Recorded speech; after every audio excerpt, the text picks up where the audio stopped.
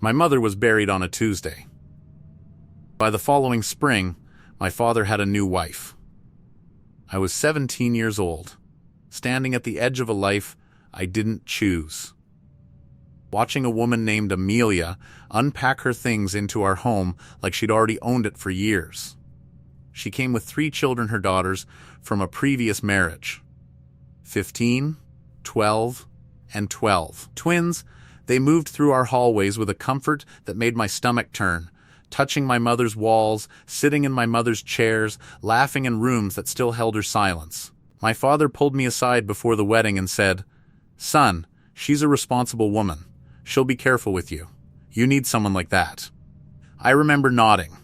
I remember not saying a single word of what I actually felt, because what I felt was something was wrong with her. Not wrong the way a stranger feels wrong the way a calculation feels wrong.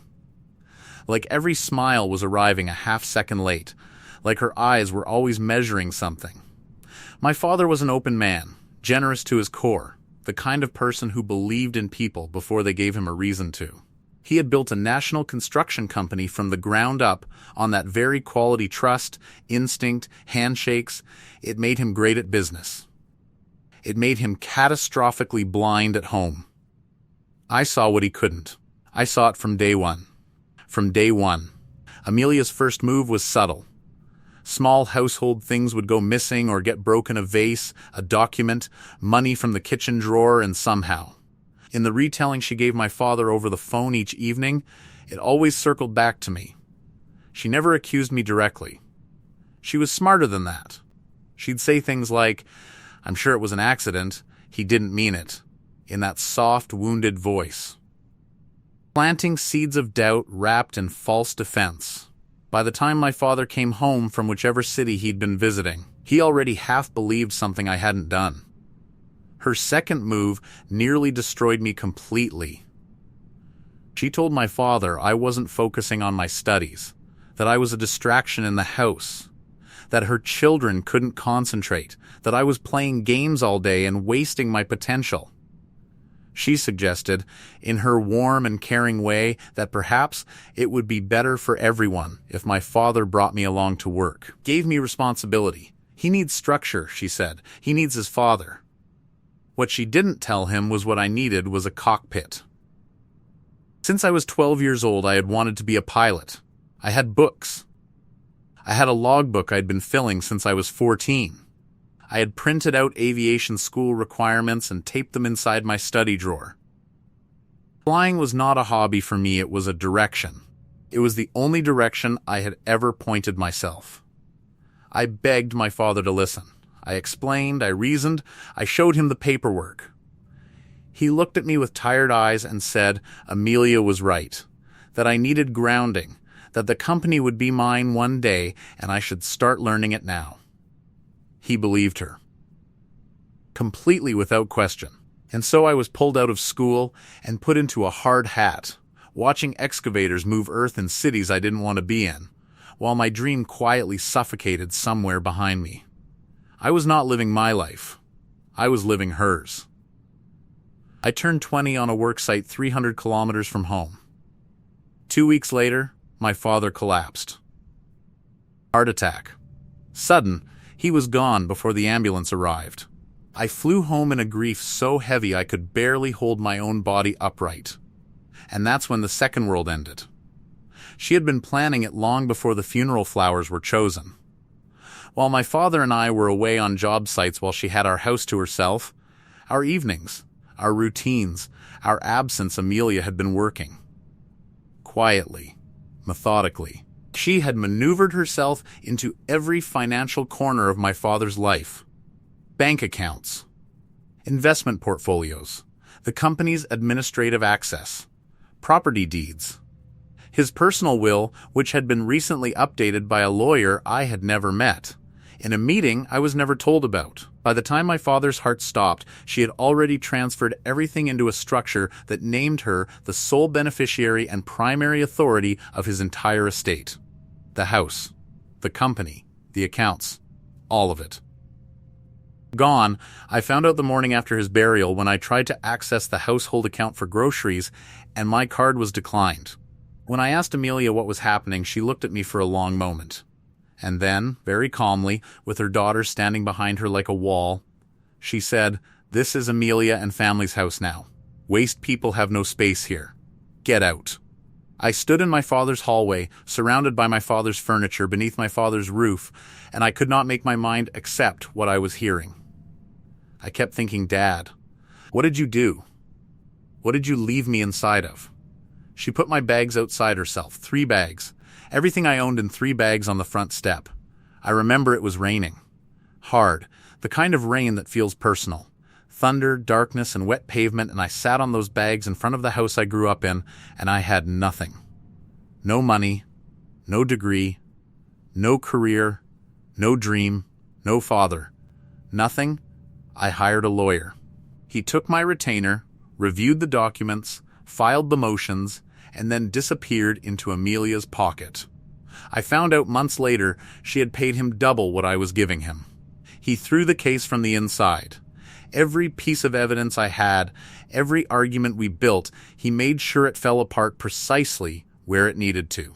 I was 20 years old, and I had been defeated by a woman I'd seen coming from the very first day. Then I remembered a name. My father had a friend, a man named Daniel, who I had known since childhood. He used to bring me chocolates and call me Little Captain because I always talked about flying. He had retired from the FBI some years earlier, but still carried the weight of someone who knew how systems worked. I found his number through an old family contact and I called him, voice shaking, standing in a one-room apartment I could barely afford. I told him everything. He listened without interrupting. When I finished, there was a long silence, and then he exhaled slowly and said, "Son, what your father did leaving you exposed like that wasn't right. That man loved you, but he was blind, where he should have seen clearest. I'm sorry." He paused again. "But you need to understand something. Loving someone and protecting them are 2 different skills. Your father only had one of them. He couldn't interfere legally, he was retired, and the case had already been closed. But what he could do was make calls. Quietly, to people who knew people. He pointed me toward a forensic accountant who specialized in estate fraud. He connected me with a second lawyer, one whose reputation Amelia had no reach over. A woman named Patricia Chen, who had spent 15 years dismantling exactly these kinds of arranged inheritances. Patricia took one look at the timeline and said, "She moved too fast. People who move this fast always leave edges." And she was right. The investigation took 2 years. 2 years of patience I had to build from scratch, because I had none left. Patricia and the forensic team found 3 things that Amelia had been too confident to hide carefully enough. First, the updated will had been signed during a window when my father was documented to be on a job site with me 400 kilometers away, making his physical signature on those documents an impossibility without a notary fraud. Second, 2 of the account transfer authorizations bore a signature variation that didn't match any other document in my father's records going back 11 years. Third, and most critically, the lawyer who had originally drawn up the new will had a financial relationship with one of Amelia's ex-husband's business entities. A thread, thin as wire, that Patricia pulled until the whole thing unraveled. The case was reopened. The corrupt lawyer I had originally hired was disbarred and faced criminal charges of his own. Amelia's estate attorney was investigated. 3 of the property transfers were reversed by court order. And on the day, the judge read the final ruling returning the company, the primary residence, and the majority of the liquid assets to my father's rightful heir. I sat in that courtroom in a suit I had bought secondhand, and I felt something I hadn't felt in years. Still. Just still. Amelia was there. She had aged in those 2 years. The calculation behind her eyes was still there, but something else had replaced the confidence, something closer to the look of a person who had spent 2 years knowing the floor might open beneath them. After the ruling, her lawyer requested to speak with me in the hall. He said Amelia wanted to negotiate an arrangement, a portion of retained assets. A private settlement. She would leave quietly. I told him to tell her no.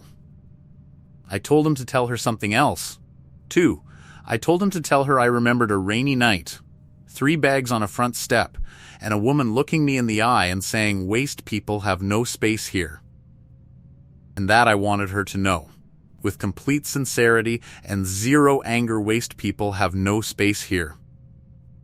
She was out of the house within 30 days. Court ordered. I stood in my father's hallway alone on the day she left, and I looked at the walls and the furniture and the rooms that still carried something of him. And I said out loud, to no one, "I saw her, Dad. I saw her from day one." I never became a pilot. That door had closed too long ago, and I had made a kind of peace with it, the kind that doesn't stop hurting, but stops bleeding. What I became instead was the thing she tried to use against me. I took the company. I learned it the way she never expected, not as a reluctant heir, but as someone who had earned every floor of it in hard hats and grief and 2 years of fighting in courts while sleeping in a one-room apartment. I run it now, national level, just like my father built it. And sometimes, on job sites, when I hear a plane pass overhead, I still look up. I always look up.